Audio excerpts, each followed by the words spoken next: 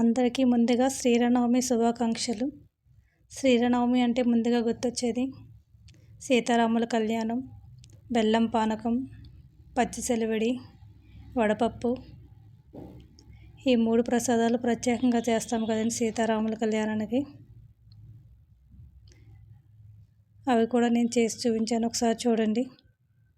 ఇంకా వేరే ప్రసాదాలు కూడా చేసుకోవచ్చు. ఈ 3 అయితే ప్రత్యేకంగా చేస్తారు కాబట్టి ఈ 3 చేసి చూపిస్తున్నా. Welcome back to Saubhagya kitchen. బెల్లం పానకం కోసం ముందుగా నేను ఒక 200 గ్రామ్స్ బెల్లం తీసుకుంటున్నా. ఈ బెల్లం అయితే 250 గ్రామ్స్ అండి. ఇది 50 గ్రామ్స్ తగ్గించేసుకోవచ్చు, పెంచుకోవచ్చు, అది మన ఇష్టం. బెల్లం మనం తాగే తీపిని బట్టి. దీంట్లోని 1/4 టీ స్పూన్ మిరియాలు, 2 ఇలాచి, ఇవి 2 కలిపి దంచేసుకుందామండి. ఇవి ఇలా పౌడర్లో దంచేసుకోవాలి. మరీ స్మూత్గా అవసరం లేదు, ఇలా కచ్చపచ్చగా దంచుకున్నా సరిపోతుంది. దీనికోసం నేను 1.5 లీటర్ పడుతుందండి ఇది గిన్నె. ఇది తీసుకుంటున్నా. దీంట్లో వాటర్ పోసేసుకుందాం. ఈ వాటర్ నిండుగా నింపుకోకూడదండి, ఇది బెల్లం వేస్తాం కదా, అందుకని కొంచెం వెల్తిగా ఉంచుకోవాలి. దీంట్లో బెల్లం వేసుకోవాలి. ఈ బెల్లం అయితే 250 గ్రామ్స్ ఉందండి. ఇది నేను కొంచెం వదిలేసి వేస్తున్నా, అంతా వేయని అవసరం లేదు. ఇందులోనే మనం దంచిపెట్టుకున్న మిరియాలు, ఇలాచి పౌడర్ కూడా వేసుకోవాలి. బెల్లం కరిగేటట్టు కొంచెం కలిపేసుకుంటే సరిపోతుంది. ఇది ఆల్రెడీ తురిమేసుకున్నాం కదా, కొంచెం కొంచెం అక్కడక్కడ ముక్కలు ఉంటాయి కదా, అవి కలిపేసుకోవడం. ఇలాగా ఒక 5 మినిట్స్ ఇలా కలిపైతే సరిపోతుంది, కరిగిపోతుంది కదా బెల్లం మొత్తం.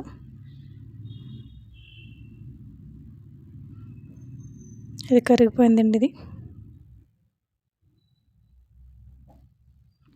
దీంట్లోనే ఒక తులసి దళం కూడా వేసుకోవాలి.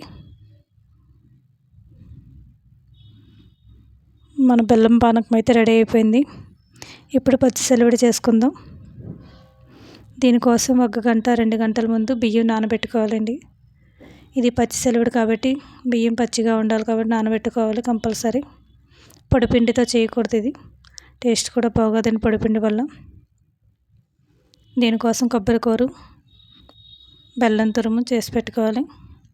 దీన్ని ఇప్పుడు వాటర్ వంచేసి మిక్సీ పట్టేసుకున్నాం. ఈ తడి బియ్యం కదండి, ఇలా ఉండల కింద కట్టేస్తుంది. ఇది పిండి మరీ స్మూత్గా అవసరం లేదు, కొంచెం బరగ్గా ఉన్నా పర్లేదు.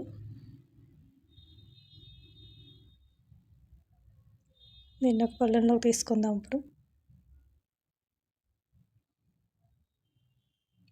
పిండి మొత్తం దీంట్లో వేసుకోవాలి.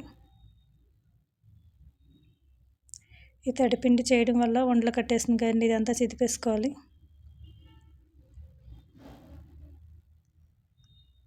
ఇలా మొత్తం పౌడర్లో చేసుకుందాం. దీన్ని ఉండలు లేకుండా చేసుకోవాలి.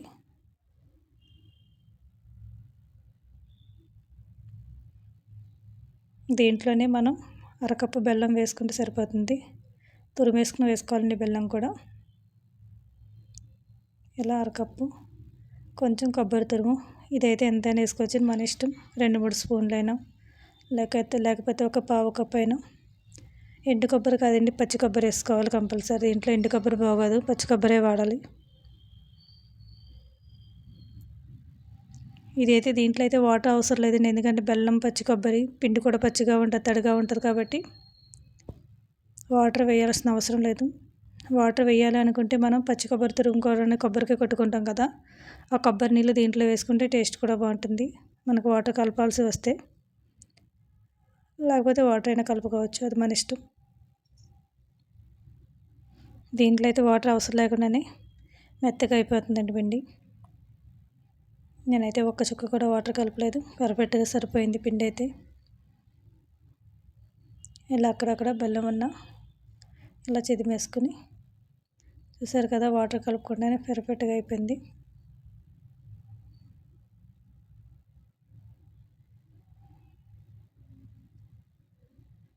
దీన్ని ఇప్పుడు ఒక గిన్నెలోకి తీసుకుందాం.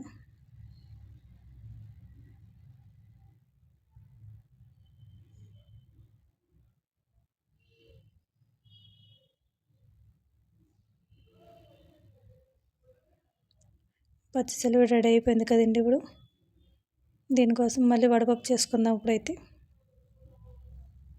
వడపప్పు కోసం అయితే పెసరపప్పుని 1 గంట నానబెట్టుకోవాలండి. ఒక అరగంట అయినా సరిపోతుంది. నానబెట్టేసుకుని కడిగేసుకుని ఇలా స్ట్రెయిన్ చేసుకోవాలి వాటర్. ఒక ప్లేట్లోకి తీసుకుని పెసరపప్పుని దీంట్లో ఒక 2-3 స్పూన్లు బెల్లం తురుము వేసుకోవాలి. అంతేనండి, మన వడపప్పు రెడీ అయిపోయింది. ఈ వడపప్పుని ఒక గిన్నెలోకి తీసుకుందాం.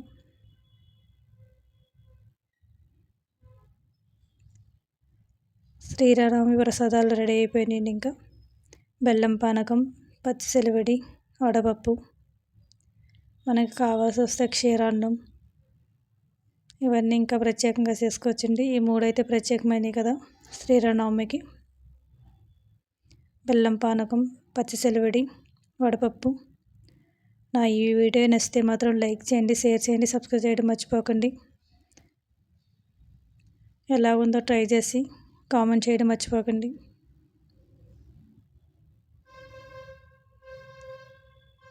శ్రీరామనవమి శుభాకాంక్షలు అండి ముందుగా అందరికీ.